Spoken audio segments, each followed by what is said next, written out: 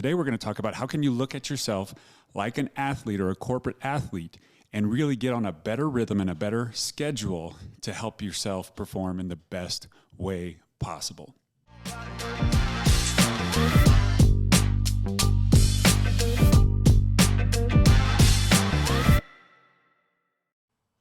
Hello and welcome to the Something New Show. My name is Jordan Linscombe. I'm your special guest host for today's episode on being a corporate athlete or being the best you can be, whether you're an entrepreneur or in the workplace in a corporate setting. We're going to talk about how you can show up to be your best, to plan ahead, to fuel well, to perform your best, and also recover in whatever type of work and life environment you're living in today. A lot of times people feel overwhelmed, feel disappointed, feel frustrated, like there's just so much going on that they're not really bringing their best to what they're doing with work. So as we jump into it, a little bit about myself. My name is Jordan. My wife Mindy and I do the show here, and I have a lot going on in life, and I have for several years. Just for example, in these days, we've got 4 different companies. We have a not-for-profit, and we also help produce the show. More importantly than all of that, we have 4 kids at home and a marriage that we love and cherish and believe in. And so when it comes to prioritizing life and showing up in all the different ways, it really helps me to look at life as not just something we approach or schedule out or this or that, but look at it as how can I plan like a serious athlete and what I'm doing so I can give my best energy, manage my energy, and manage my time well to get the best results of being a husband, a dad, a business owner, and entrepreneur. So as we jump into it today, I just want to tell you a little bit about where I was a couple of years ago. I worked in a corporate setting with a great organization for nearly 15 years. And as I was there, I would find myself getting to the end of a long workday, and I'd leave my cube, drive home about 10 minutes or so, then I'd show up and man, I was smacked with all these responsibilities in another way after a long day. And I'd get home and say, wow, we've got, kids to help with. We've got to make sure dinner's set, get everybody, going for the evening and homework. And I realized that I was missing out on some ways to better prepare myself and manage from that transition of going from work to the home setting. It wasn't until I got more training on how to better manage my energy and my mindset that I started to see some improvements of like, oh, there's some life hacks and some ways that you can get better at this. So we're going to jump into some things, and I'll get back to it of what was a simple trick that helped me make that transition better here in a few minutes. But I want you to really think about looking at how do you start your day, what are the habits you have or don't have, and what are some new ones that you can do so that you build habits or start habit stacking in different ways to help your day be even more successful. I'll just give you a quick breakdown for me. Part of having a great start to the day starts with how you begin the night before. So having a great day actually starts with how you wrap up the day before. And this is something that I think a lot of us are still working on or need to do better at. But you've heard it several times, is like shut that phone off at least 90 minutes before bedtime when you can. Get the blue light out of your system, allow your mind to decompress, to settle you in for a great night's sleep. I'm working this year on averaging 7.5 hours of sleep. It's one of my biggest goals for 2024, saying how can we increase the amount of average hours we are getting of sleep in our home. And so with that, if you're not already heading in their directions, I want to encourage you to aim for at least 7.5 hours of sleep so you can be at your optimal performance for the next day. So the start of a great day starts the evening before with winding down, settling in, getting some great deep sleep for the night. But when I wake up for the day in the mornings, I have, the alarm's going off. I'm usually the first one to wake up. Got to get the kids up, got to get them ready for school. There's a couple of easy morning habits that I've implemented for several years now. One of them is the very first thing I would do on my phone is, for me and our walk in following Jesus, I'm going to hit the Bible app. I'm going to at least look at the verse of the day as a quick way to start my mind, my spirit, and get everything off to a great start. If you pick up your phone as one of the first things in the day, and it's one of the last things you set down in the evening, you have developed a habit whether you realize it or not. So it's like if that's going to be the case, I'm going to hit the same app every time and start my day framed with God's truth for my life and have a quick, simple reminder of a scriptural truth to start the day. Yeah, sure, I wake the kids up, I get them going, but there's 2 other things that I make sure happen in my morning. One is I do at least a liter of lemon water. And so we live in Colorado. It's high altitude. You're basically dehydrated every day that you wake up, whether you like it or not. And so putting a little bit of lemon juice or lime juice in your water really helps your metabolism and your energy management for the day to come. So hydrating, fueling well for the day, even before breakfast. That's one of the key things I'll start with. And then I also actually, for over 4 years now, have been doing a cold shower in the morning. Now, there's all the hype about cold plunging or cold showers or this or that. I've talked with a lot of my buddies. They say actually the shower is harder than the plunge. I haven't done much of the plunge yet here in our house. But with it, the cold shower, here's what it does for me mentally. 1, it's a consistent habit. 2, if I start the day with something really tough and really hard, I know that I can tackle really hard things that may come along the way, decisions we have to make, unexpected things that come along the way. Because I've proven to myself I can get out of bed and I can do something difficult before I face the day ahead. So I am setting the tone in my life to say, you know what, I can wake up, I can embrace something challenging, something I may not feel like doing, but I can get going, and that kind of mindset to be a champion and overcome to start the morning. So the cold shower is something I've implemented. Other people do the plunge, you name it, but that's a great habit. On the physiological side, what it's doing as well, it shoves proteins into your liver. It helps get oxygen into the core of your body. And if you do this, you'll notice that it's actually really hard to be angry or upset after a cold shower because you've basically infiltrated the core of your body with more oxygen. And it helps me feel better. I feel proud of myself. And there's loads of health benefits that you can research and look up beyond this episode. So there's a couple of morning hacks and things I do to prep for the day. As we're doing that, another thing we try to implement is not hitting the snooze button.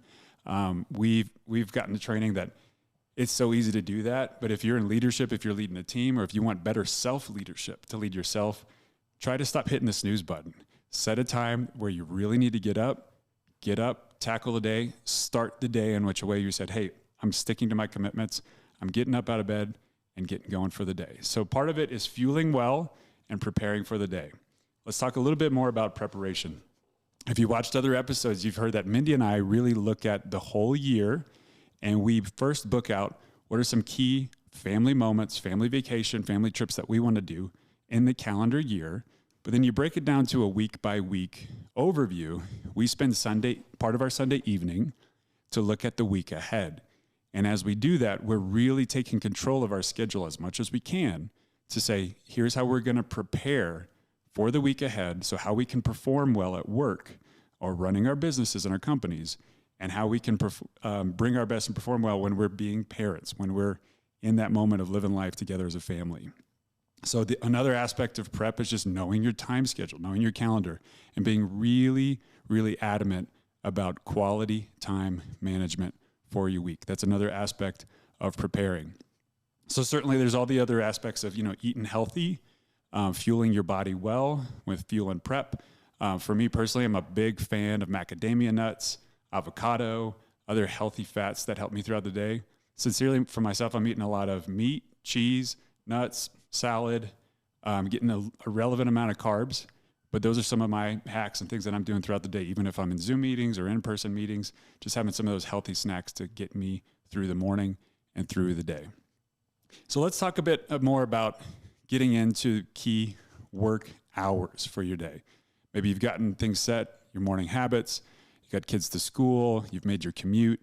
If you have the commute, by the way, I just want to encourage you, take advantage of that time to be listening to a book, to be listening to a podcast, or something that can build you up, something that can better educate you or better equip you for what you're doing. Some of you already do this, but I've listened to so many books just by taking advantage of 10-minute slots of going around town, picking up our kids, occasionally running errands and things. So be doing that as well to help you with whatever aspect or industry of work you're in. Take advantage of those times because it compounds over time. And that's key education times that you can be learning more, going deeper into what you're doing through audiobooks or even shows like this. All right, but when it comes to performing in the day, when you show up, whether it's a home office or you're going in a corporate setting, I want you to think about, what is my role on the team? You might be the team leader, you might be a specialist, you might be whatever aspect of the team you're on, small business, big corporation. I want you to look at what's the main thing that I've created to do in my entrepreneurial business or that I'm hired to do in the company? And how can I help move the needle? What are the biggest needle moving things I can do to help this organization, help this company, help this cause? And I want you to focus on doing that in the early hours of the day. With that, you're going to perform better in those first 3 to 4 hours of the day than the rest of the day after lunch. And so look at it, and you might have a list of 15 different things. I fall into this temptation too much. I've got a list of 23 things on my phone right now. But you really got to distill it down to say, what's the top one thing that matters the most to advance this morning? What's the thing that only I can do in my role that no one else can do, or very few people on the team can do, that I really need to move forward? And aim at that one thing, maybe 2 or 3 things in a morning segment, okay? But if you look at 17 things, you're not going to get much of any of them done. But if you look at 1 to 3 things that you can tackle and tackle the hardest thing first, then you're going to find you can really push yourself to get through that during your best mental and physical hours of the day. So again, when it comes to performing and what we're doing with work, tackle the hard things first and make them limited but achievable objectives. If you aim for too many goals at the same time, you might not accomplish any of them. But if you aim for 1 or 2, you can get some progress. And what happens is you feel better about yourself as you make progress on that first one. And that builds momentum as you go into the second one and the third one. And if you have a habit of that over the course of the week, you're going to accomplish 7 to 14 or more things as you get after it during those key morning hours of your work. This episode is sponsored by Something Blue 30A. Looking for the perfect vacation spot to disconnect from everything, put your feet in the softest sand, and enjoy a fresh, renovated 2-bedroom, 2.5-bath townhouse right on the beach in my favorite place in the world? Well, 30A is situated in the Panhandle of Florida, and I'd love for you to check out Something Blue 30A on Instagram and make it the perfect place for your next vacation. Another element I want you to look at is the mental aspect of when you're showing up in your workspace, the mental aspect of when you're showing up at home, and all the different things. We're kind of jumping back to the morning prep and the other things. Your mindset really matters and how you talk to yourself, how you're talking about your day. For myself personally, there's a couple of key things I'll tell myself every morning. Just for me, it's one of them is, I thank God that I walk, talk, look, and act and behave like a man created in the image of Jesus Christ. That's something I have to remind myself every day, to speak identity, to speak truth, to speak courage into my heart with what I do before I face the day. And there's moments as you're performing in your day where you might need to stop and pause and say those reminders. What's the truth about you? What's the truth about you as a leader? Take a moment and do those mental reminders of who you are in your identity before the day and even as you're performing throughout the day. As we get going, though, you've got a busy work day. There's a lot going on. For us, we jump in and a lot of stuff's happening all in the same business day. Surprises come up. That happens to everybody, okay? But I want you to understand that as you're building these habits, you start to learn how to handle stressors better in the workplace and at home. There's a key thing that Mindy and I learned more about in the last couple over this last 2 years. And I was talking to my friend Justin Rothling lately. We were saying that the crazy thing is the body can't really tell the difference between physical stress or emotional stress or spiritual stress or other things. And as we were diving into it, he said, to the body, it's just stress. And so we have to train our bodies. How do we respond to stress and how do we bounce back better and make that muscle stronger to react to stress? Because it's going to come up. I'll put some notes in the episode notes down below, but I want you to look up and better understand more about your heart rate variability. And this is a key measurement or metric that if you have an Apple Watch, if you have a Whoop or other tools, you need to start looking at how is your body bouncing back from really stressful moments of your day and your season or your week, and how is your heart rate responding to high stress, low stress, and then keeping a good, healthy management of that as you go throughout your lifestyle. The heart rate variability is one of the most important health metrics in your life. We're not going to dive very deep into it today, but with that, the more resilient you can make your heart and your heart rate, the better you're training your body to respond to stressful seasons from all those different aspects of stress that we just talked about. Okay, and so that's one thing I want you to do as a takeaway from today's episode is get to learn more about heart rate variability. You can track it on your watch. You can track it on an iPhone. And as you dive into that, you're going to notice there's certain things that'll make you more resilient with your HRV, and there's certain things that will totally trash and mess up your HRV. So the more sleep you get, the less alcohol you're consuming or zero, it's going to help you be more resilient as you look at how your body's responding to stressors throughout the week. So that's one thing as you're looking at your performance and even tracking some metrics and some measurements, saying how am I handling stress throughout the day with the unexpected and what may come. All right, you've got a busy day. You're several hours in. You maybe had a lunch break. You obviously want to have a healthy lunch to keep you fueled well to perform at your best, right? You're in the game. You're in the zone. It's the second or it's the third quarter, right? One thing that's helped me is to not open email first thing during the day. Now, it depends on the job. It depends on the responsibilities you may have.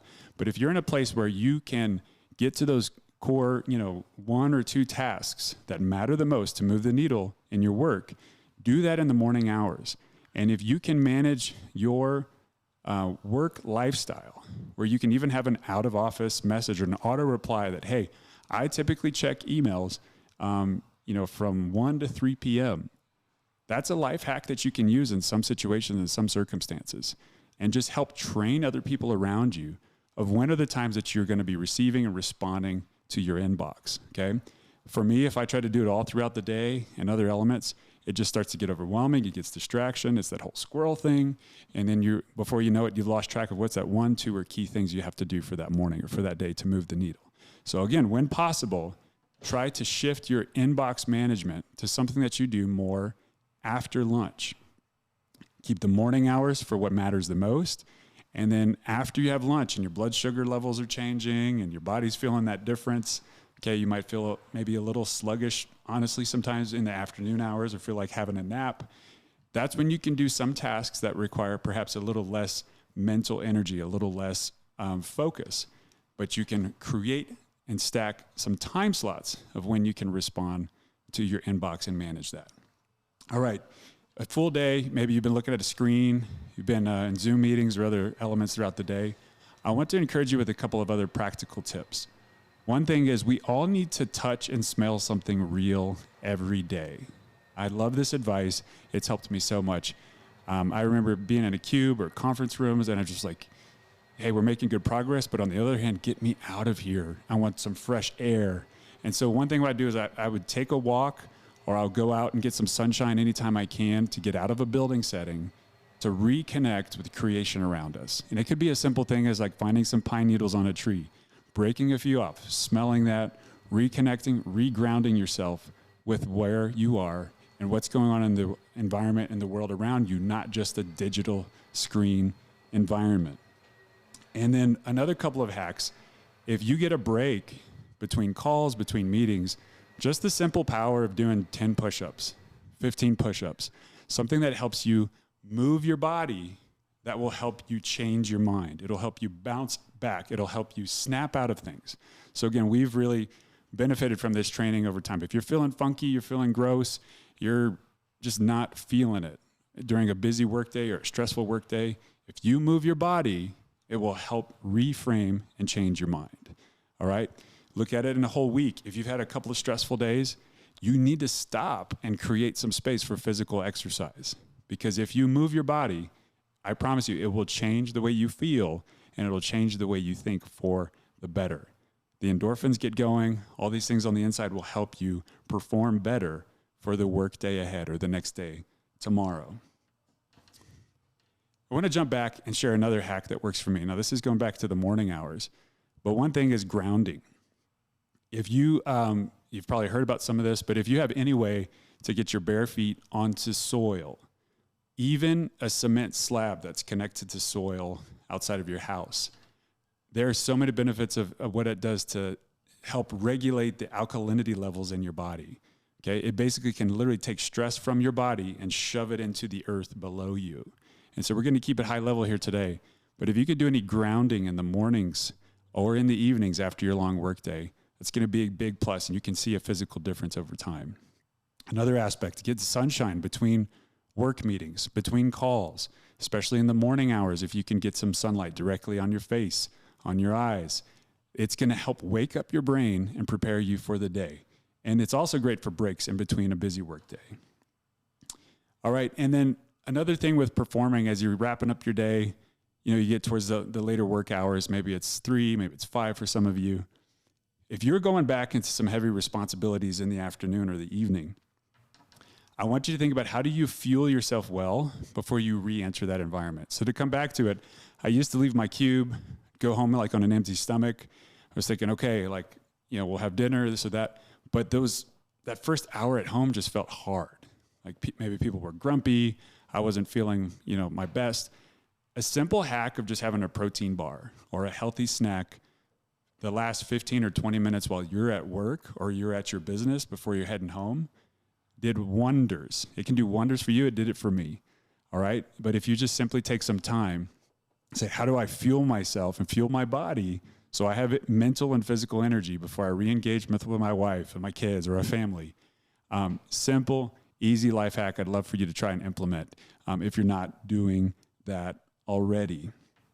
And then as you're, managing life, again, we're fueling, we're prepping, we're performing our best at work. I want you to understand that everybody needs to have a healthy coping mechanism. If people don't get intentional about this, then they fall into really bad habits, right? People are wanting a dopamine hit in some form or another. I want you to figure out, how can you proactively create some healthy coping mechanisms in your life? And so for some, that might be running, it might be weightlifting, or all of the above. I've experimented with some things in the past by doing half marathons. My friend Spence gave me some great advice years back about a run, walk, run approach for doing 5Ks or half marathons or long distance running. And I just wanted to share the quick lesson I learned through this.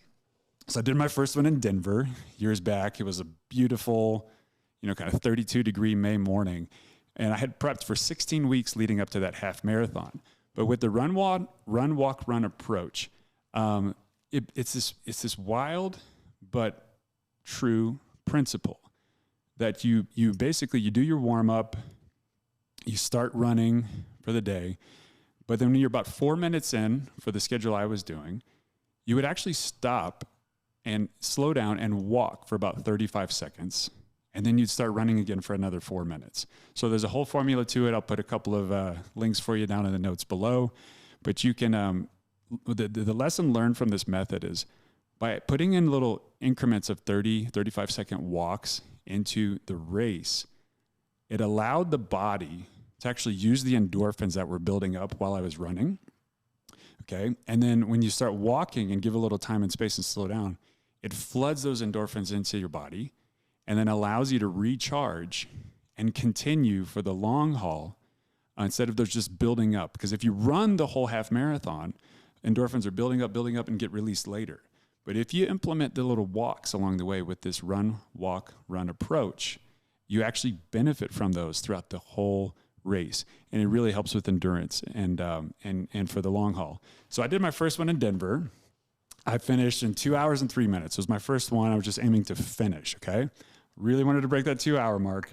I'm going to still do that, hopefully my next one that I do. But I've done 2 half marathons now with 16 weeks of training, and we trained that way to implement walks and slowdowns in the middle of the process, and I completed the race in that way. And the guy who refined this approach has said he's taking elite runners and actually helped them reduce their overall times, increase their personal records or their PR by implementing walking. It sounds so crazy. It sounds like very backwards thinking, but I think there's a big lesson there in life. If we just push, but we don't create some time and space or some margin, we may be missing out on how we could perform even better. So I'm a huge fan of it. Again, I'll share more below on how you can research that if you're interested into it, or send any comments. We'll be happy to share ideas. I did a second half marathon in Florida at sea level, did the same approach, loved it, can't wait to do it again. It's one of my goals for this year. All right, so we talked about fueling, prepping, and performing. I want to talk a little bit about a fourth and final category, and that's about recovering. When it comes to recovery, here's the thing. Everybody knows the feeling of getting worn out. Everybody knows the feeling of pushing themselves really hard, leaving it all on the field. Okay. You've done everything you can, but have you really prepared for your recovery?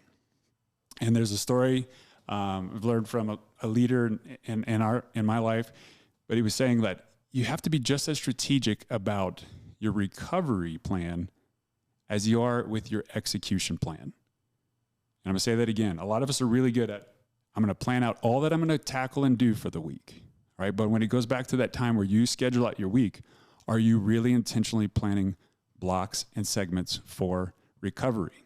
If you're not, you're missing out on something that can really optimize your performance as a corporate athlete, as an entrepreneurial athlete, as an athlete in the workplace, okay? So you just have to be dogmatic. You have to be very serious and tenacious about creating margin, about creating time and space for you to recover mentally, physically, spiritually, and all the aspects of who you are as a human.